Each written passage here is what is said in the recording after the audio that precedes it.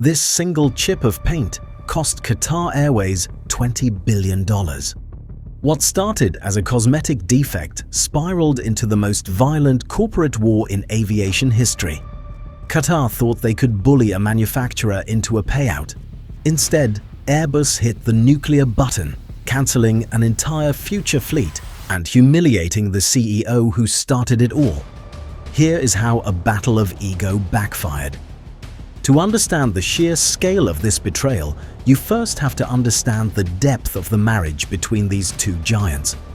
In 2015, Qatar Airways wasn't just another name on the Airbus order book. They were the chosen partner. They were the global launch customer for the A350 and 900, and later the larger 1000 variant. In the aviation world, being a launch customer is a position of immense prestige and influence. It means you get input into the design, you get the first delivery slots, and you get to debut the technology to the world. This wasn't just a business transaction. Qatar Airways built their entire future brand identity and their global strategy around this specific aircraft.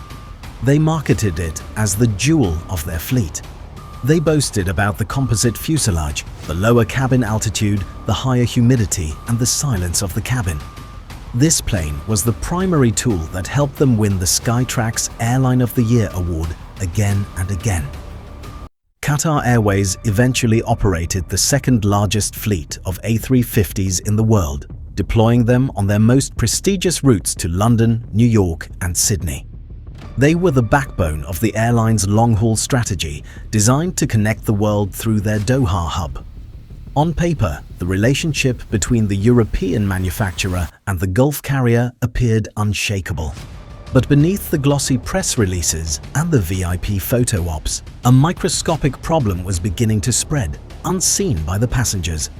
Just a year into operating these state-of-the-art jets, Qatar's engineers noticed something troubling during routine maintenance.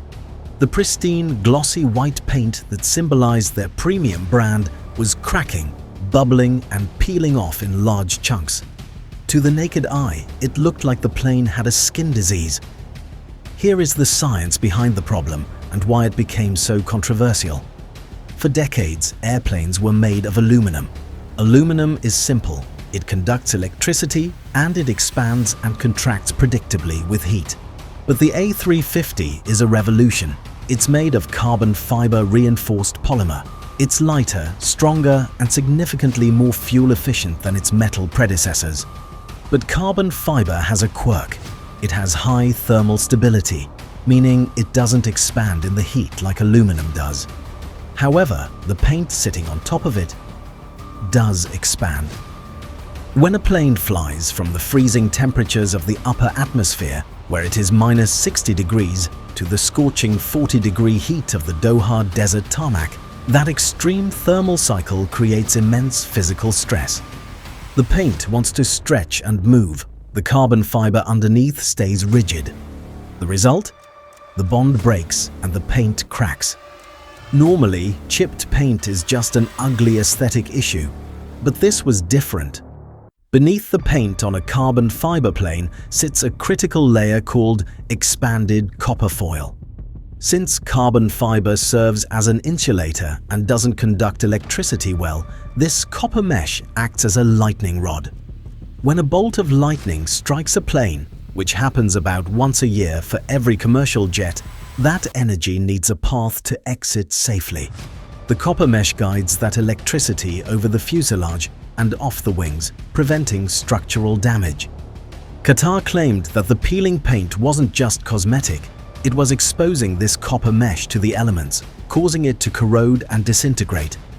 Their argument was terrifyingly simple and designed to scare the public.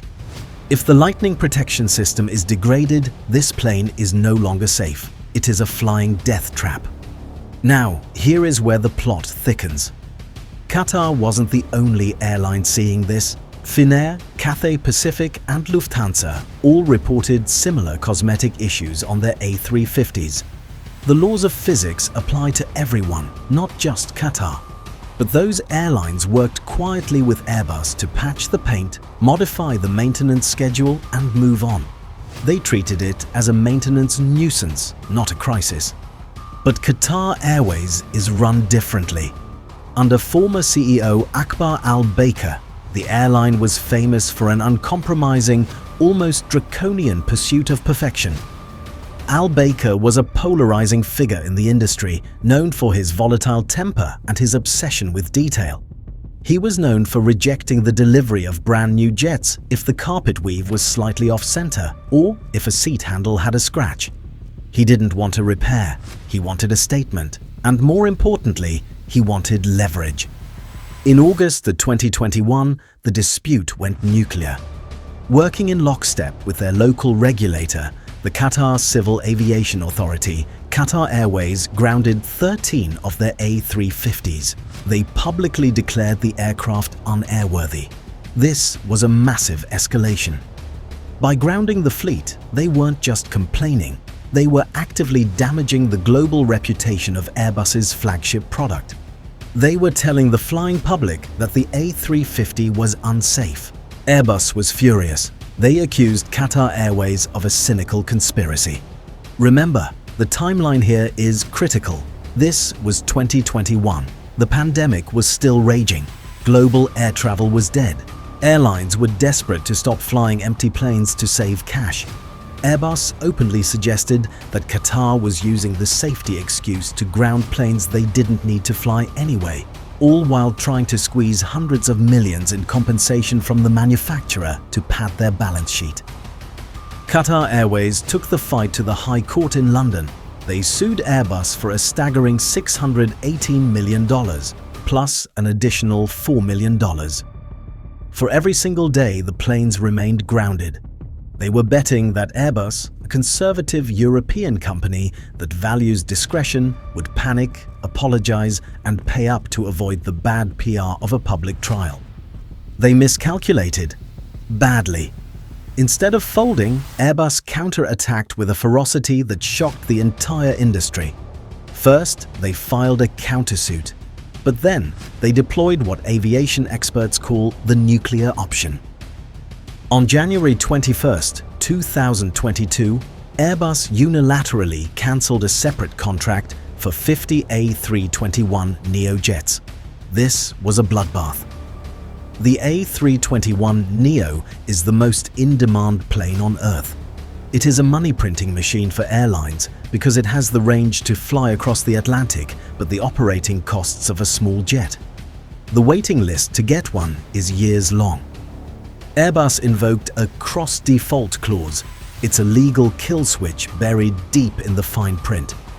Basically, they argued that because Qatar refused to take delivery of the A350s, they had breached their trust as a customer.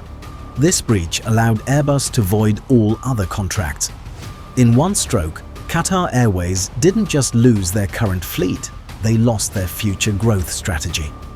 By cancelling the order, Airbus didn't just hurt Qatar's wallet, they destroyed their future network. Qatar went from being a VIP customer to being at the back of the line. Their competitors were taking delivery of these efficient jets while Qatar was left with nothing.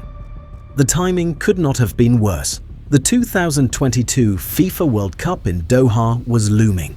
This was the biggest event in the nation's history. Qatar was expecting millions of visitors. They needed every seat they could get to shuttle fans into the country.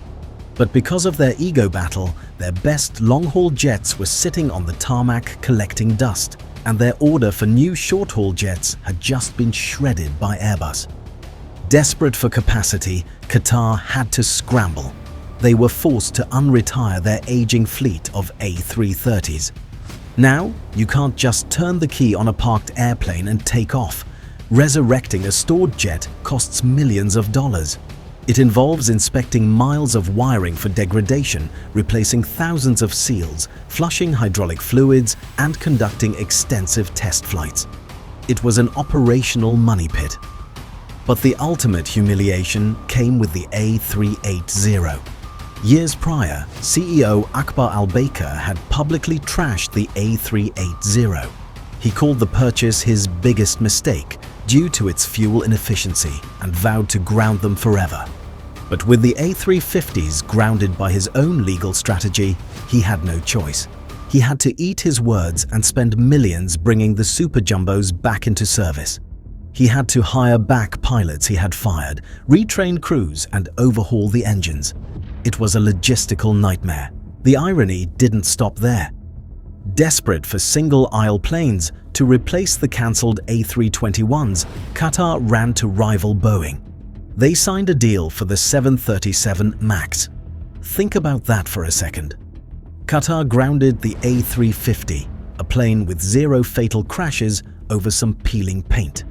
And to replace it, they ordered the 737 MAX, a plane that had been grounded worldwide for nearly 2 years due to actual fatal design flaws that caused 2 crashes.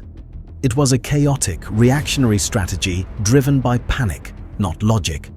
As the World Cup came and went, the legal noose began to tighten. In the London High Court, Airbus was winning almost every skirmish, but the killing blow came when the judge ordered a procedural disclosure. The court ordered Qatar Airways to hand over the raw data and communications between the airline and the Qatari Civil Aviation Authority. Essentially, the court said, "Prove that these planes are actually unsafe. Show us the emails where the regulator made this decision independently." Qatar was cornered. Every major safety regulator on Earth, from Europe's EASA to the American FAA, had sided with Airbus. They all agreed. The paint looked ugly, but the planes were perfectly safe to fly. If Qatar handed over those internal emails, they risked revealing that the grounding was potentially political, orchestrated by the airline itself, rather than a genuine technical directive from the regulator.